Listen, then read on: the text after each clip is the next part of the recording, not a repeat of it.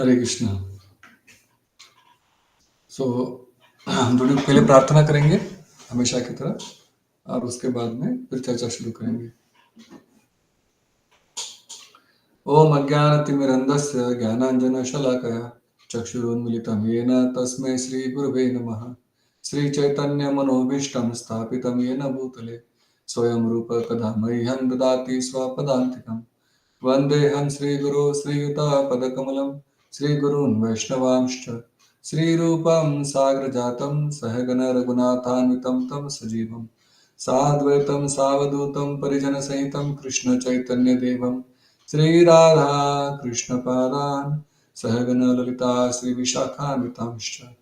हे कृष्ण करुणा सिंधु दीनबंधो जगतपते गोपेश गोपिकाकांत राधाकांत नमोस्तुते। तप्त कांचन गौरांगी श्रीराधे वृंदावनेश्वरी वृषभानुसुते देवी प्रणमामि हरिप्रिय। वाञ्छाकल्पतरुभ्यश्च कृपा सिन्धुभ्येव च पतितानां पावनेभ्यो वैष्णवेभ्यो नमो नमः। जय श्री कृष्ण चैतन्य प्रभु नित्यानंद श्री अद्वैत गदाधर श्रीवासादि गौर भक्तवृंद। हरे कृष्ण कृष्ण कृष्ण हरे हरे हरे राम राम राम हरे हरे। नमो विष्णुपादाय कृष्णप्रेष्ठाय भूतले श्रीमते भक्तिवेदांत स्वामिनिति नामिने। नमस्ते सारस्वती देवे गौरवाणी प्रचारिणे निर्विशेष शून्यवादी पाश्चात्य देश तारिणे।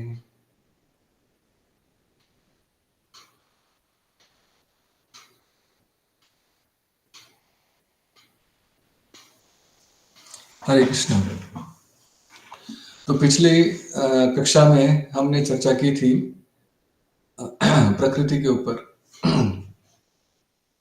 उसमें हमने चर्चा किया था कि कैसे तीन गुणों के द्वारा प्रकृति हमारे ऊपर अपना इन्फ्लुएंस एग्जर्ट करती है।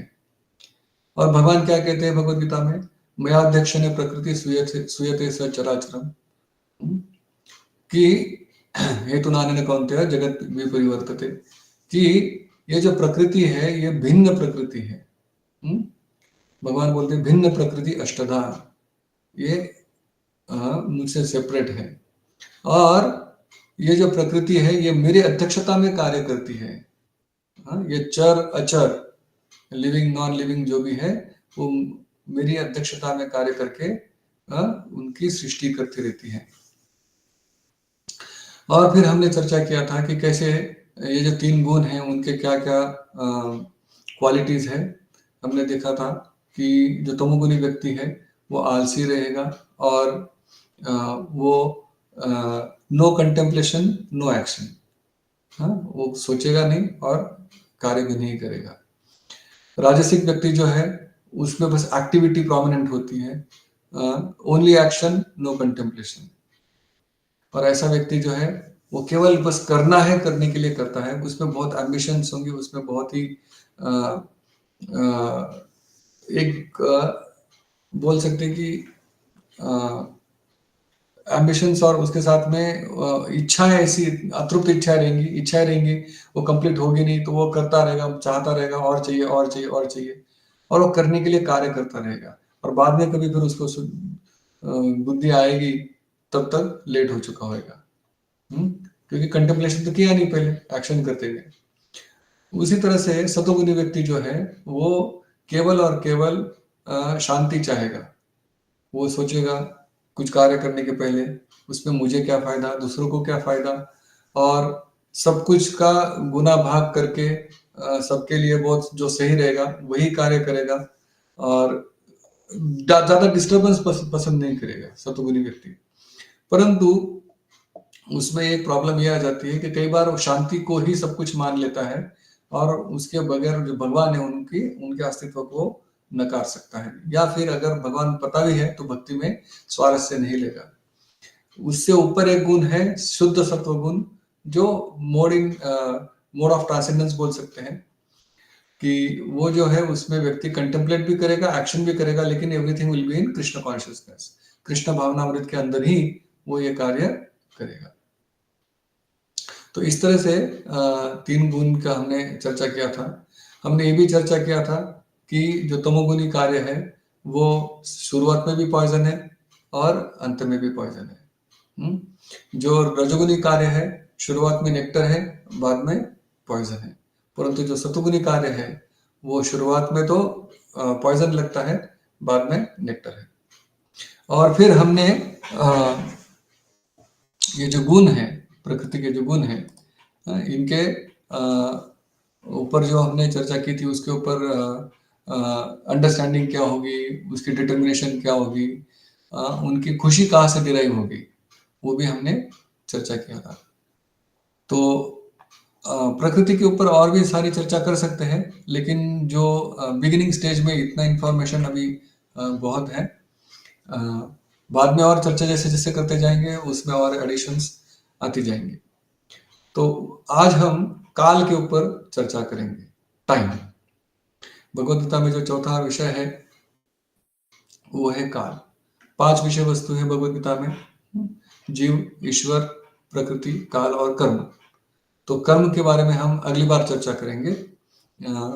एक बार तो सोचा था कि आज कर्म के ऊपर चर्चा करते हैं, परंतु काल रह जाएगा फिर, तो इसलिए पहले काल को कर लेंगे और फिर अगली बार में हम चर्चा करेंगे कर्म के ऊपर। तो काल, टाइम क्या है? टाइम हम जानते हैं, भगवान भगवद गीता में 11वें अध्याय के 32वें श्लोक में बोलते हैं कि कालोस्मि लोकक्षय कृत प्रवृत्तो। भगवद गीता में 11वें अध्याय के 32वें श्लोक में भगवान अपने बारे में बता रहे हैं कि कालोस्मि, कि मैं ही टाइम, काल हूं। और क्या हूं? लोकक्षय कृत प्रवृद्धो लोकान समाहर्तुमिह प्रवृत्तः ऋतेपि त्वां न भविष्यन्ति सर्वे एव स्थिता प्रत्यनीकेषु योधाः। तो ये यहाँ पे भगवान अर्जुन को बता रहे हैं कि मैं जो हूं, मैं समय हूं, मैं ही काल हूं, मैं ही समय हूं। लोक, ये जो जगत है, ब्रह्मांड है, क्षयकृत, उनका क्षय, क्षय मतलब नष्ट, क्षयकृत नष्ट करने वाला, मैं डिस्ट्रॉयर हूं, मैं टाइम हूं, मैं जो डिस्ट्रॉयर हूं। किस प्रवृद्ध, प्रवृद्ध मतलब बहुत ज्यादा हष्ट पुष्ट, बहुत ज्यादा ताकतवर, तो ग्रेट यू कैन से, है ना। तो मैं एक ग्रेट डिस्ट्रॉयर हूं। किसका? लोक, लोकों का, सारे लोकों का डिस्ट्रॉयर हूं। और फिर आगे क्या कह रहे हैं कि लोकान समाहृतम यह प्रवृत्त, मैं यहाँ पे आया हूं, समाहृतम, सम अर्हत, सम अर्हत मतलब मैं उड़ाने के लिए, सबको डिस्ट्रॉय करने के लिए आया हूँ। लोगों मतलब सारे लोगों को, इन सारे लोगों को मैं नष्ट करने के लिए यह प्रवृत्त, जो यहाँ पे आए हुए हैं, लड़ने की इच्छा से आए हुए हैं, इस जगत में के व्यक्ति जो आए हुए हैं, इनको मैं नष्ट करने के लिए आया हूँ। और फिर उसके बाद में जो सेकंड स्टांजा है, सेकंड पार्ट है इस श्लोक का, उसमें भगवान बोलते हैं कि ऋतेपि त्वं न भविष्यन्ति सर्वे ये व्यवस्थित प्रति अंतकेषु योधा, कि मैं ये जो तुम लोग जो पांडव हो, इन पांडवों को छोड़ के बाकी जितनी भी योद्धा है, जितनी भी सोल्जर है यहाँ पे आए हुए हैं, ये जितने भी सैनिक है, इन सबका मैं ऑपोजिट साइड, प्रति अंतरिक्ष मतलब ऑपोजिट साइड में जो भी है अवस्थित है, जो सिचुएटेड है, उन सबका मैं नाश करने के लिए आया हूँ। तो इसमें भगवान पहली लाइन जो उसमें क्या बोलते हैं कि कालोस्मि, कि मैं ही टाइम हूं, मैं ही वो समय हूं। जो समय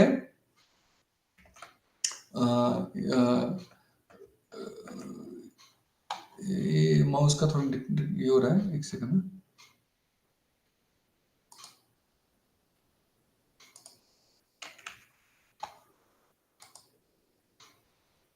हरे कृष्णा, आवाज आ रही है? ओके।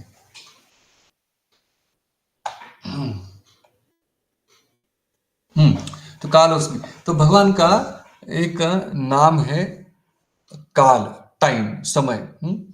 भगवान को काल चक्र भी बोला जाता है कई बार। कृष्ण का एक नाम है काल चक्र। और क्या करता है टाइम? ये टाइम एक भगवान की एनर्जी है। समय जो है एक कृष्ण की एनर्जी है। वो क्या करती है? वो एनर्जी जो है वो विटनेस करती है, वो साक्ष्य रखती है। किस चीज का साक्ष्य रखती है? हम जो भी कार्य करते हैं उन कार्यों का साक्ष्य रखती है। वो हर कार्य का समय को सब पता है। समय को हमारा भूतकाल पता है, समय को हमारा प्रेजेंट पता है, भविष्य भी पता है, पास्ट प्रेजेंट फ्यूचर, समय को सब पता है। हम्म। तो उसमें क्या है, जो अ, उसको सब पास्ट प्रेजेंट फ्यूचर पता होने के कारण यू कैन से कि समय जो है it is the most powerful force in the material world. Most powerful force, क्योंकि उसको सब पता है, तो उसके हिसाब से क्या, एंड इट इज विटनेसिंग, है ना। समय सब कुछ विटनेस कर रहा है, इसलिए वो हमारा पास्ट भी जानता है, फ्यूचर भी जानता है, प्रेजेंट भी जानता है। अब उसके हिसाब से फिर क्या करेगा कार्य, टाइम क्या करेगा? जो हमारे कार्य है उसके हिसाब से वो कार्य का फल जो है, जो कर्म का फल है, जो हैप्पीनेस है या डिस्ट्रेस है, वो हमें समय देता है। अगर हमने देखा जाए तो प्रकृति, काल और कर्म तीनों आपस में से मिले जुले हैं। इनको हम इंडिपेंडेंटली स्टडी करना बहुत डिफिकल्ट है। हम इंडिपेंडेंट इनको स्टडी इसलिए नहीं कर सकते क्योंकि कर्मों के हिसाब से फल आएगा। कौन देगा? प्रकृति देगी। कब देगा? समय के हिसाब से देगा। तो इसलिए प्रकृति, काल, कर्म तीनों के तीनों आपस में अ, अ, एक तरह से जुड़े हुए हैं। फिर भी हम प्रयत्न करते हैं कि प्रकृति, हमने जैसे चर्चा की वैसे काल के बारे में भी चर्चा कर सकते हैं, अलग कोशिश कर रहे हैं, लेकिन आगे जाके कभी चर्चा करेंगे कि ये तीनों आपस में मिलके कैसे फल आता है। तो भगवान यहाँ क्या बोलते हैं? कालोस्मि हम, और उसके बाद बोल रहे हैं कि मैं इन सब लोग का डिस्ट्रॉय, इन सब का नाश करने आया हूँ। क्योंकि समय जो है वो सबसे बलवान होता है। हम ऐसे भी जनरली कहते हैं ना कि समय सबसे बड़ा बलवान है। समय से बलवान और कुछ नहीं है, हम कहते हैं। तो समय क्या करता है? हम जो कार्य किए हैं उन कार्यों का फल, कर्मों का फल, हैप्पीनेस, खुशी या डिस्ट्रेस या दुख, उसके रूप में हमें देता है। कब देता है? उसके हिसाब से, प्री डेस्टिन्ड बाय एक्शन ना। हमारे कार्य के द्वारा जो प्री डेस्टिन्ड फल है वो हमको मिलेगा, और समय डिसाइड करेगा कि आपको कब आएगा, किस रूप में आएगा, वो प्रकृति देगी आपको। हम्म। तो समय जो है, वो जो व्यक्ति एथिस्ट है, जो व्यक्ति भगवान में विश्वास नहीं करते हैं, उनके लिए भगवान मृत्यु के रूप में आते हैं। मृत्यु के रूप में आते हैं भगवान। इसलिए यहाँ लिखा है, amongst all killers time is the ultimate. हम कभी कल क्या होगा, क्या हम सोच सकते हैं? नहीं। यहाँ तक कि अगले क्षण क्या होगा हम सोच नहीं सकते। लोग सोचते हैं कि हमारी मृत्यु नहीं होगी। अरे, सब लोगों की मृत्यु हो रही है, आपकी कैसे नहीं होगी? एक बार जब पांडव लोग जो थे वो वनवास के समय में जंगल में घूम रहे थे, तो द्रौपदी को प्यास लगी।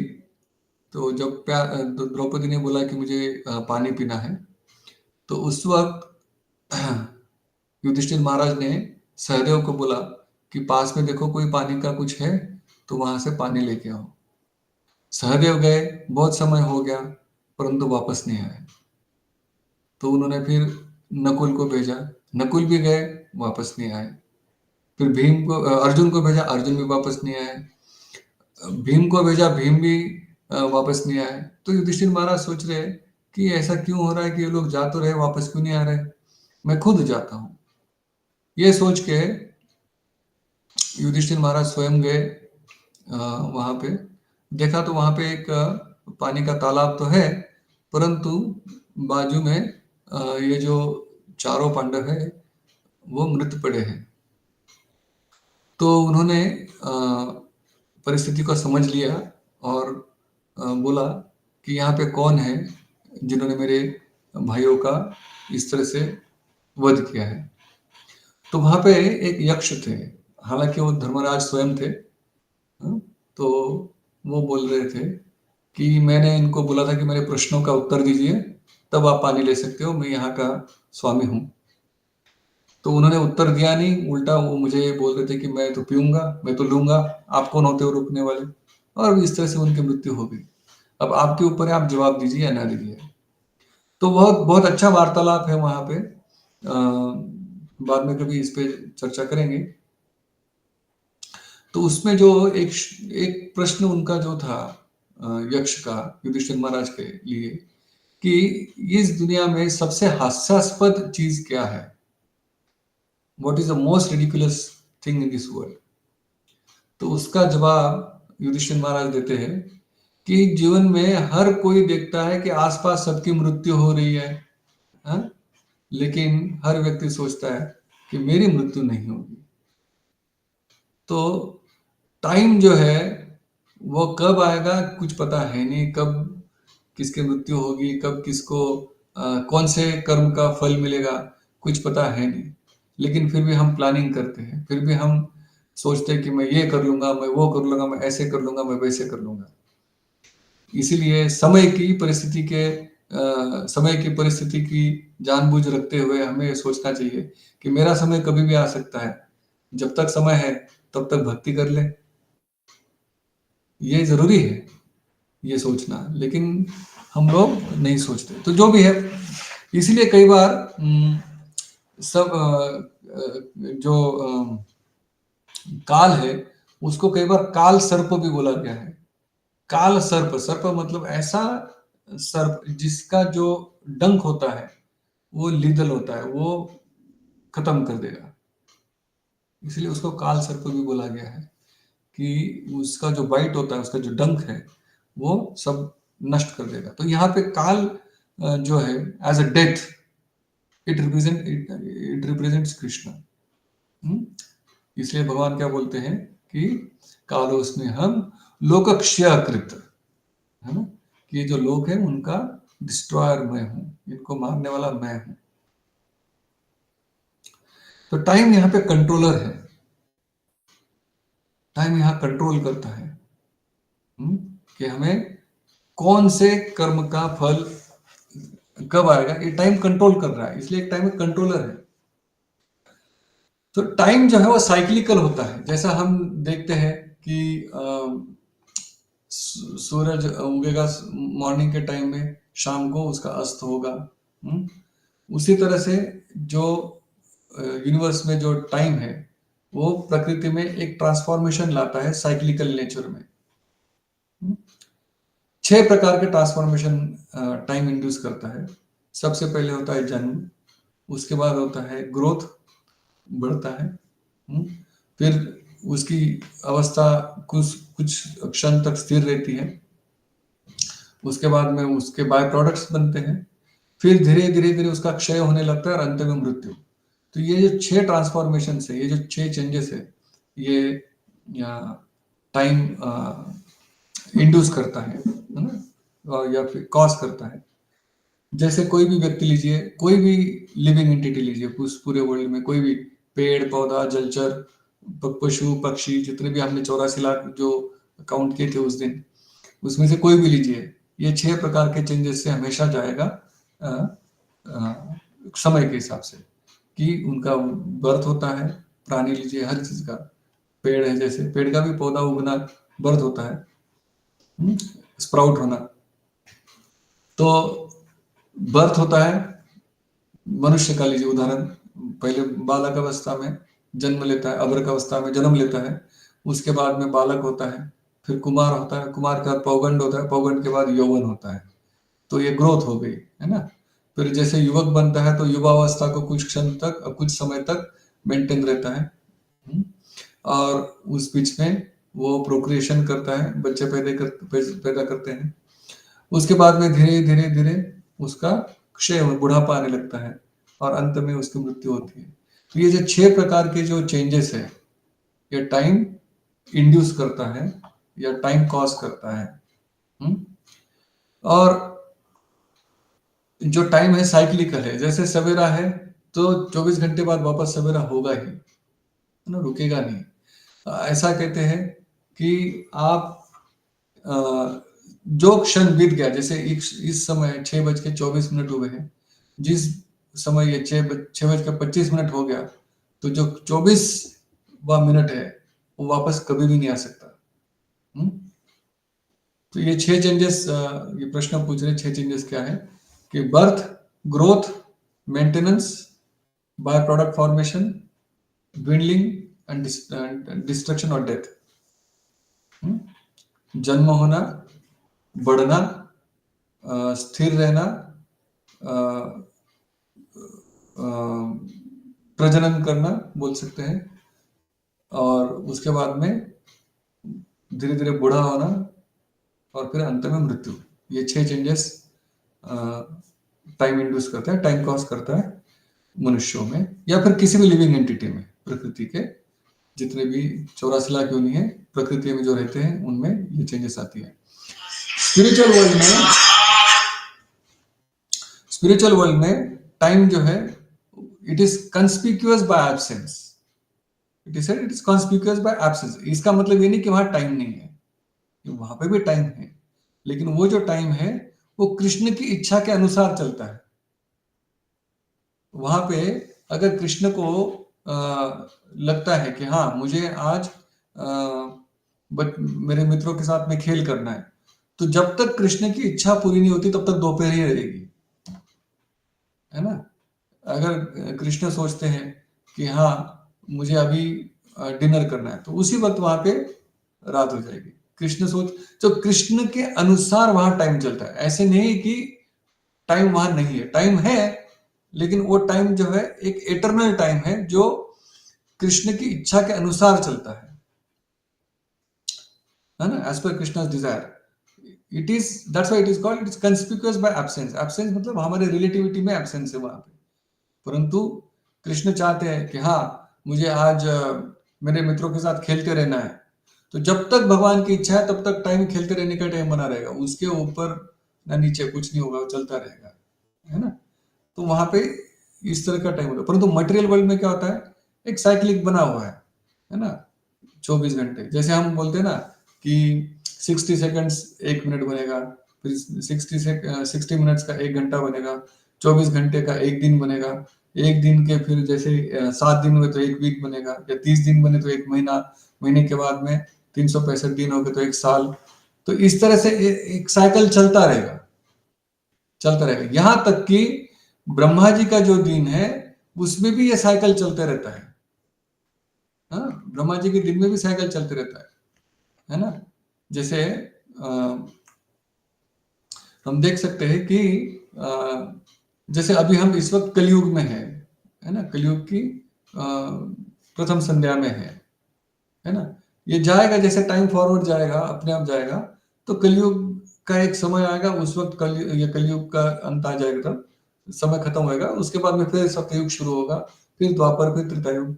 ऐसे जब 1000 युग खत्म हो जाएंगे तो ब्रह्मा जी के 12 घंटे पूरे हो जाएंगे, उसके बाद ब्रह्मा जी का सोने का समय आ जाएगा, फिर वापस 12 घंटे ब्रह्मा जी सोएंगे, फिर ब्रह्मा जी उठेंगे, फिर सृष्टि होएगी, फिर ये चतुर्युग चलता रहेगा। तो टाइम इज साइक्लिकल नेचर, है ना, ये चलता रहता है। तो ये समय इतना बलवान है, तो इस समय से हम कैसे निकल सकते हैं। समय से निकलने का एक ही तरीका भागवतम में बताया गया है। वो क्या है कि जो उत्तम श्लोक है, उत्तम श्लोक कौन है, कृष्ण है। कृष्ण की शरण लेनी पड़ती है। कृष्ण की शरण लेने से आप ये जो टाइम का जो इन्फ्लुएंस है उससे छूट सकते हैं। यहाँ पे टाइम का कैलकुलेशन मैंने आपकी इसके लिए बताया क्योंकि मैंने अभी जस्ट बताया था कि ब्रह्मा जी के 12 घंटे वगैरह। तो हम आइंस्टाइन की थ्योरी ऑफ रिलेटिविटी पढ़ते हैं, उसी तरह से शास्त्रों में दिया हुआ है। हालांकि आइंस्टाइन ने तो बाद में निकाला है, लेकिन शास्त्रों में बहुत पहले से दिया गया था कि ये जो अपनी टाइम फैक्टर है वो रिलेटिव कैसा है। तो अभी हम कलयुग में हैं। कलयुग का जो समय है वो 4,32,000 साल है ना। तो कलयुग के जो जो समय है उसका डबल टाइम जो होता है वो द्वापर युग में होता है। द्वापर युग मतलब क्या है, 4,32,000 का दुगना कितना होगा, 8,64,000 साल। तो 8,64,000 साल का द्वापर युग होगा। फिर कलयुग के 3 गुना, त्रेता 3 है ना, 3 गुना जो है वो त्रेता युग होगा। तो मतलब 12,96,000 साल त्रेता युग का है। और कलयुग के 4 गुना करने पे सतयुग का समय आता है, वो 17,28,000 साल का है। तो ये जो 17,28,000 प्लस 12,96,000 प्लस 8,64,000 प्लस 4,32,000 इतना जो है, इसको एक दिव्य युग बोला गया है।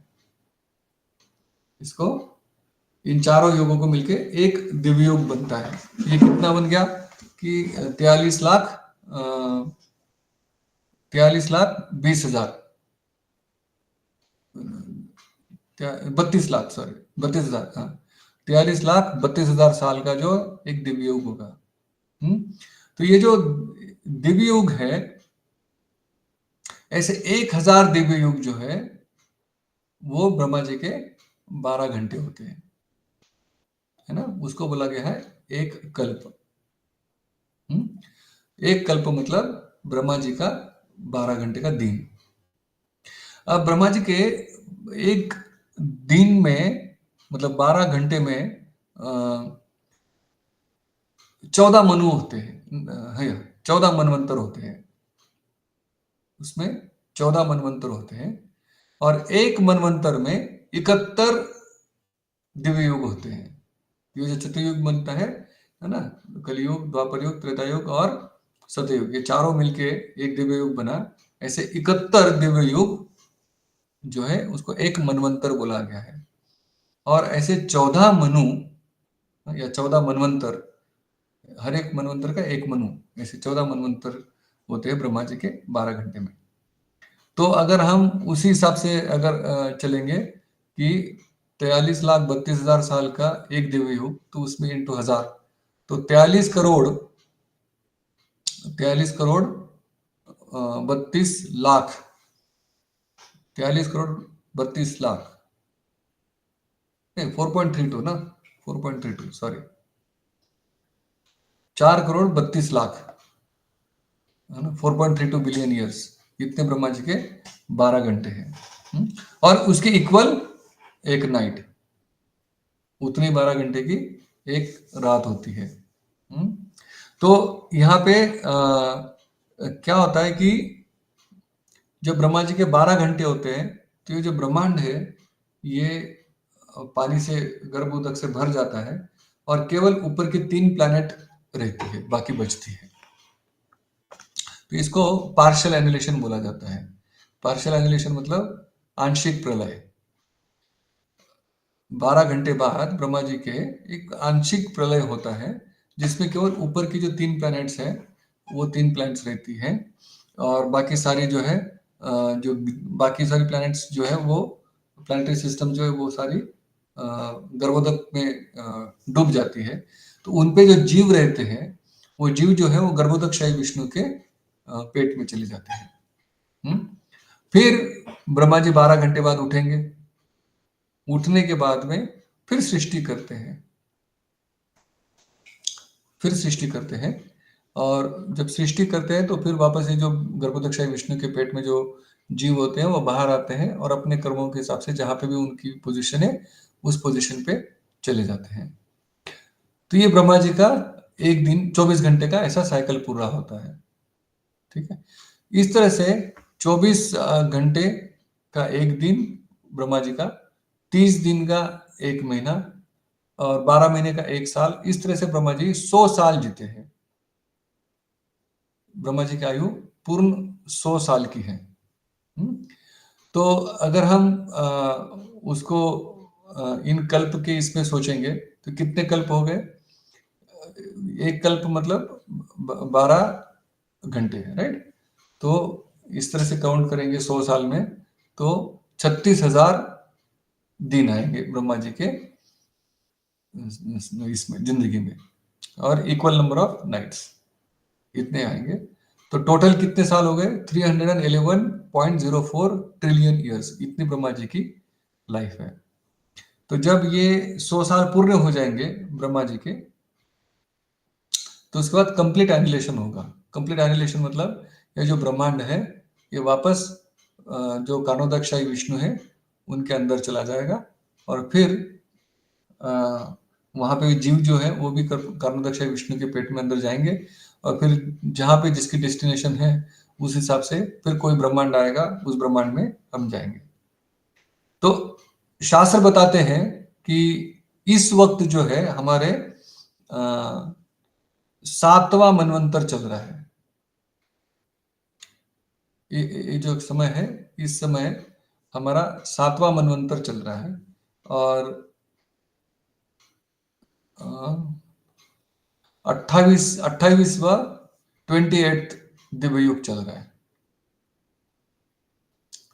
28वां दिव्य युग चल रहा है। इसका मतलब ब्रह्मा जी के उत्तर आयु कितने? 7वां मनवंतर मतलब 50 तो हो ही गया, राइट? क्योंकि 14 मनु आते हैं ब्रह्मा जी के 100 सालों में। तो 7वां मनवंतर चल रहा है, मतलब करीब करीब ब्रह्मा जी 50 साल के ऊपर ही निकल गए हैं, करीब करीब मान लीजिए। ये ब्रह्मा जी की आयु है। और ये 28वां दिव्य युग है, तो इसका मतलब और कितने? 100 में से 28 गए, 62। अभी 62 दिव्य युग आने बचे हैं पार्शियल एनिहिलेशन के पहले। तो ये ब्रह्मा जी का आयु है। तो ब्रह्मा जी के ये एक दिन में 12 घंटे में केवल एक बार कृष्ण आते हैं।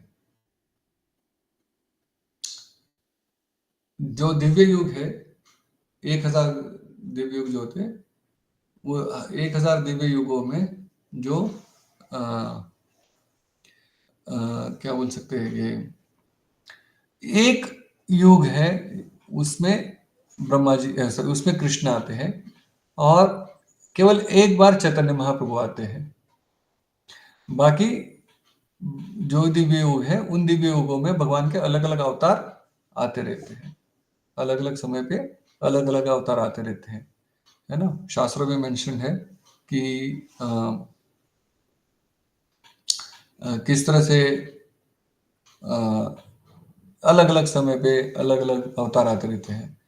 अभी हमें पता नहीं है अगले अगले इस दिन का, मतलब अगले के लिए कितना टाइम। अभी तो 28वां दिव्य युग चल रहा है, तो अभी 9962 इतने और जाने 12 घंटे के लिए।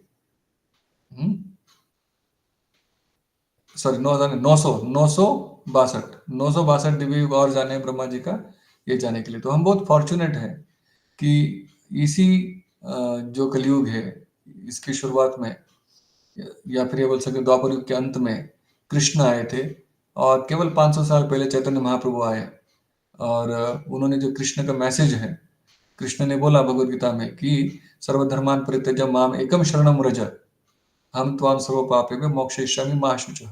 तो भगवान ने तो बोल दिया कि मेरी शरण में आओ। तो शरण में कैसे आना है? तो उसके पहले श्लोक में भगवान ने बोला कि शरण में आने की विधि क्या है? मन मना भव मद भक्तो मद्याजी माम नमस्कुरु। ये चीज बोल दी भगवान ने, लेकिन वो करेंगे कैसे, कैसे करना है?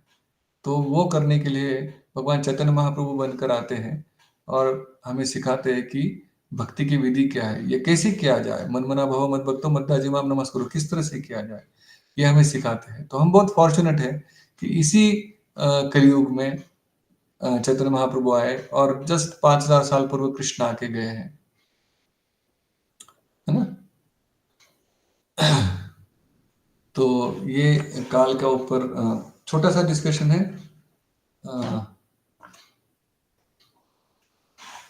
आपका कोई प्रश्न है तो उसको ले सकते हैं। एक बार मैं हाँ, एक प्रश्न यहाँ पूछा है कि सोल जो है इटर्नल है, then how does time matter in the spiritual world? Isn't time parallel to body growth in the material world? Yes, जो वक्त जो है ये यहाँ पे ही है रहता है, भौतिक जगत में ही वक्त अपना असर दिखाता है। जो मैंने बताया कि ये 6 प्रकार के ट्रांसफॉर्मेशन जो है, ये ट्रांसफॉर्मेशन भौतिक जगत में ही आते हैं। मैंने ये बोला ना, प्रकृति के अंदर ये 6 ट्रांसफॉर्मेशन आते हैं जो भी जीव है उनमें। और टाइम प्रकृति में साइक्लिकल नेचर का है, परंतु आध्यात्मिक जगत में दोनों चीजें नहीं होती हैं। वहां पे टाइम साइक्लिकल नहीं है और वहां पे टाइम जो है 6 प्रकार के ट्रांसफॉर्मेशन नहीं लाता है। इसलिए हम बोल रहे हैं कि टाइम वहां पे कंस्पिक्यूअस है ना, कंस्पिक्यूअस है। ये है भी नहीं भी है, तो कैसे है, भगवान के इच्छा से चलता है वहां पे समय, है ना, इस तरह से। हाँ, यहाँ पे प्रश्न है कि श्री कृष्ण कितने दिव्य युग के बाद आते हैं, और ये हाँ, और ये समझ नहीं आता कि आप द्वापर युग, हर द्वापर युग में कृष्ण का अवतार नहीं होता है। हम्म? ये हम बोल नहीं सकते कृष्ण स्वराट है ना, कृष्ण स्वराट है। कृष्ण कब आएंगे ये कृष्ण की इच्छा के ऊपर है ना। और इस बार आके कृष्ण ने कंस को मारा, आगे किसको मारेंगे, किस लिए आएंगे, हम कुछ नहीं बता सकते, क्योंकि कृष्ण स्वराट है ना। जैसे उदाहरण के तौर पे जब कृष्ण आए, इस बार आए, तो कंस ने सब जगह हाहाकार मचा के रखा था। तो सारे देवता लोग जो हैं वो गए ब्रह्मा जी के पास कि कुछ करिए, कंस ने हमको परेशान करके रखा है।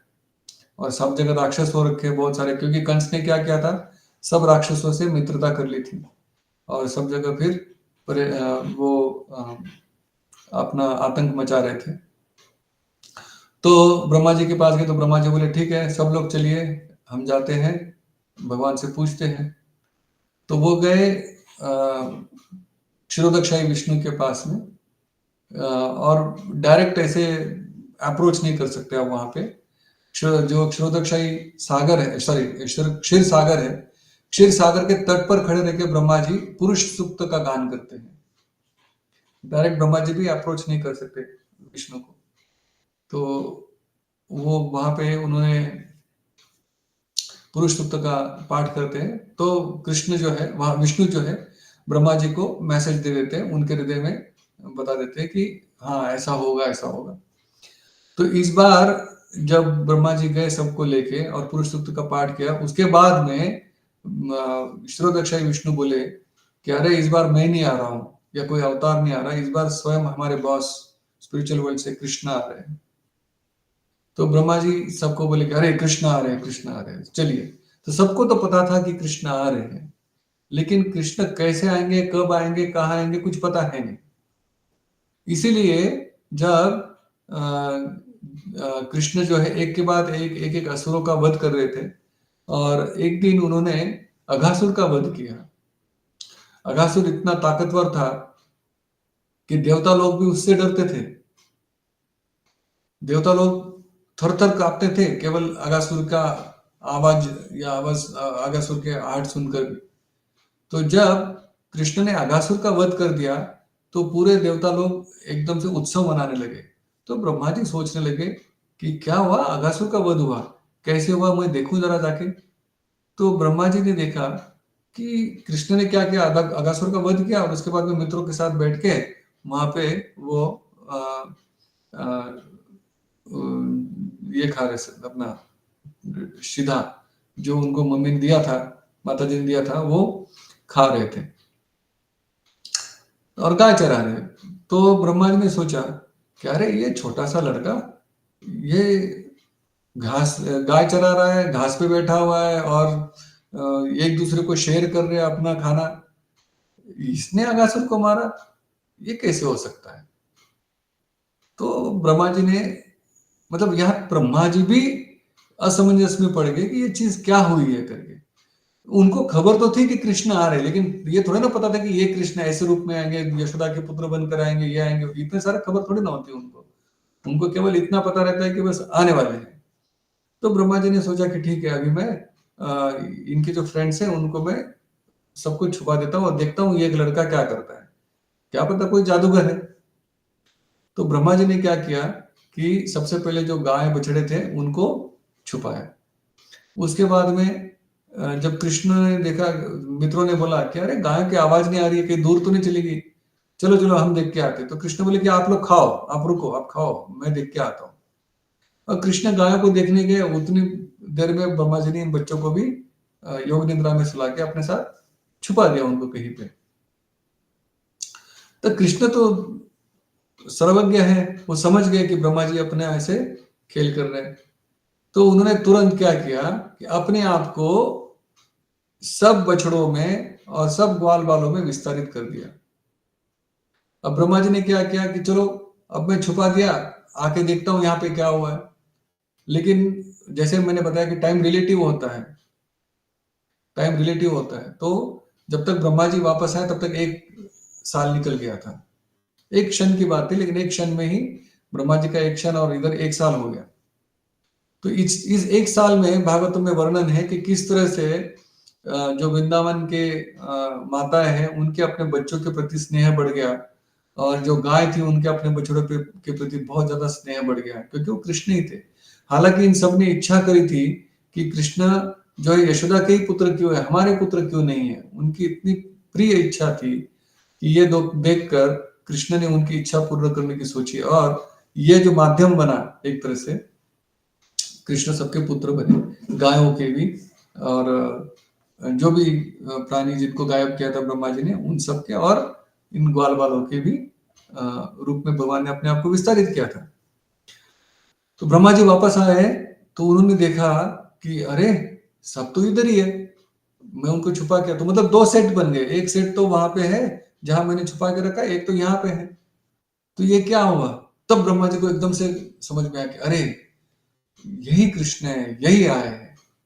और जब वैसे उनको समझ में आया तो उस वक्त भागवतम में बहुत अच्छा वर्णन है, बहुत सारे श्लोक है उसके ऊपर दिए हुए, 10वें स्कंद में है कि कैसे ये जो ग्वाल बाल और गाय वगैरह थी उन्होंने धीरे धीरे वो चतुर्भुज रूप में कन्वर्ट हो गए। चतुर्भुज मतलब विष्णु फॉर्म में ये हो गए।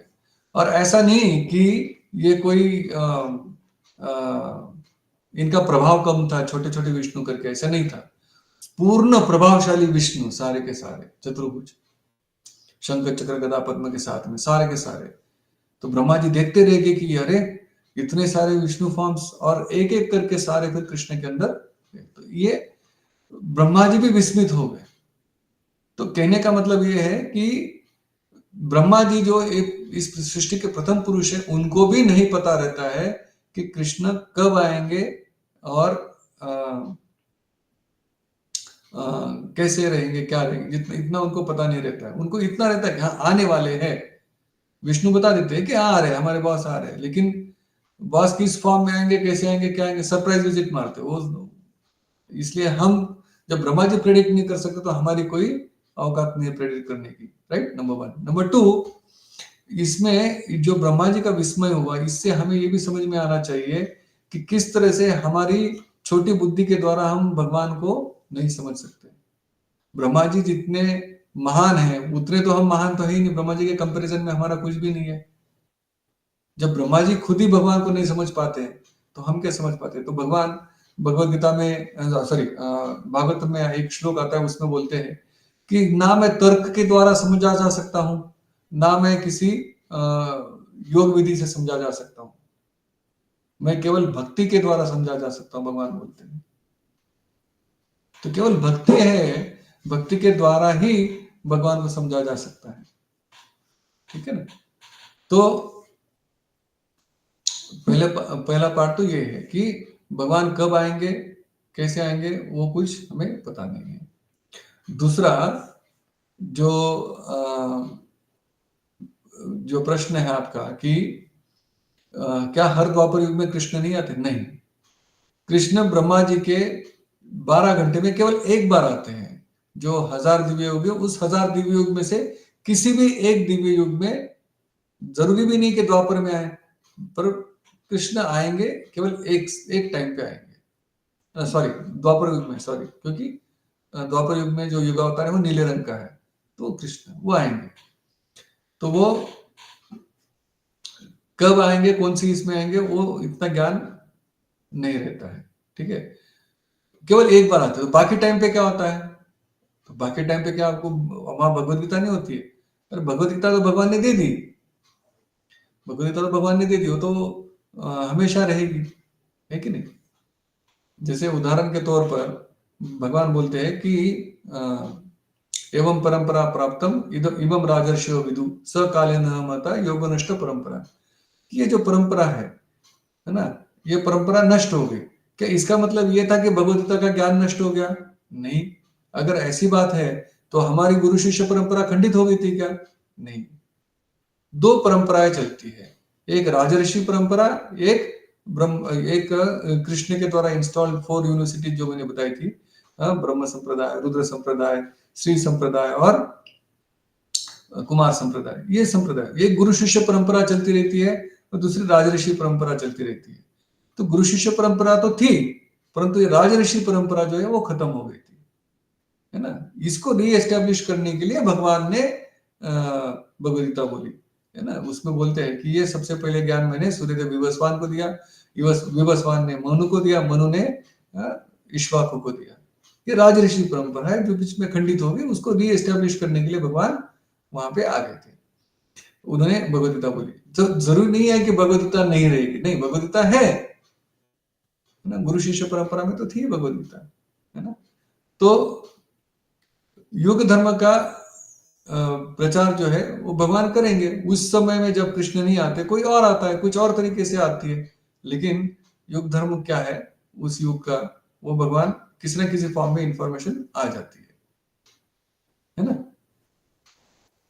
तो ये उसके ऊपर है। तो ये काल के ऊपर छोटी सी चर्चा है, काल के ऊपर ज्यादा तो नहीं कर पाए। अगली बार हम चर्चा करेंगे कर्म के ऊपर, ठीक है। Thank you. हरे कृष्णा।